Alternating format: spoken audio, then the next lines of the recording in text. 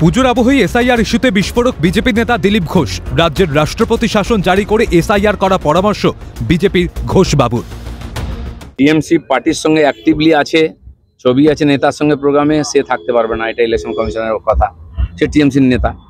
আর যারা অস্থায়ী কর্মী তারাও থাকতে পারবে না।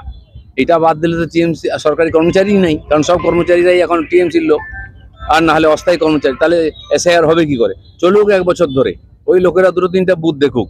তার জন্য রাষ্ট্রপতি শাসন করে আরো 6 মাস বাড়িয়ে এসআইআর করুক। ইতিমধ্যেই এসআইআর ইস্যুতে সরব রাজ্যের শাসক দল থেকে বাম কংগ্রেস, কিন্তু এসআইআর এর মাধ্যমে নির্বাচনী স্বচ্ছতা আনতে বদ্ধপরিকর নির্বাচন কমিশনও। বিহারের পর বঙ্গেই নজর তাদের। এই আবহেই বিস্ফোরক বিজেপির প্রাক্তন রাজ্য সভাপতি। মূলত বিএলওদের তালিকায় তৃণমূল নেতা বা ঘনিষ্ঠদের নাম প্রকাশ্যে আসায় এই মন্তব্য দিলীপ ঘোষের। বিজেপি নেতার এই মন্তব্যে পারদ চড়ছে রাজ্য রাজনীতিতে। কি উদ্দেশ্যে এসআইআর? প্রশ্ন তোলেন বাম নেতা সুজন চক্রবর্তী। একরকম, পদে না থাকলে আর একরকম। পদে না থাকলে তখন নানান রকম উষ্মা, আর পদে থাকলে আবার ওরা সমহিমায় একটা বাজার গরম করার মনোভাব। এসআইআর আমাদের ভোটার লিস্টে অতীতে হয়েছে।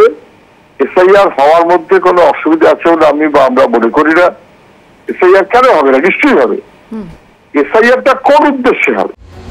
দিলীপ ঘোষের অবস্থান নিয়ে প্রশ্ন প্রদেশ কংগ্রেস শিবিরের। মানে শারদীয় উৎসবের আগে সব বলে বাজারে দেশে থাকার অপ্রাণ চেষ্টা। দুদিন আগে এসআইআর নিয়ে অন্য কথা বলেছেন, আজকে অন্য কথা বলছেন।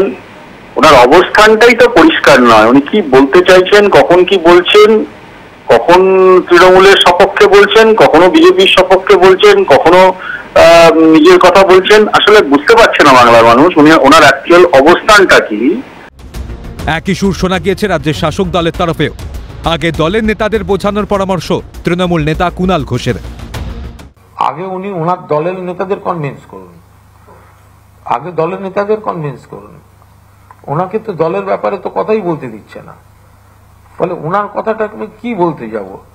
যুবক রাষ্ট্রপতি অবাক করা বোকা বোকা কথাবার্তা। একটা জনগণের দ্বারা নির্বাচিত সরকার চলছে, আবার জনগণ নির্বাচিত করবে, তো সেখানে এর সঙ্গে রাষ্ট্রপতি শাসন। দুদিন আগে বলতো কেন্দ্রের নির্বাচন কমিশন ভোট করবে, দেখিয়ে দেবো, করেছে, হেরেছে।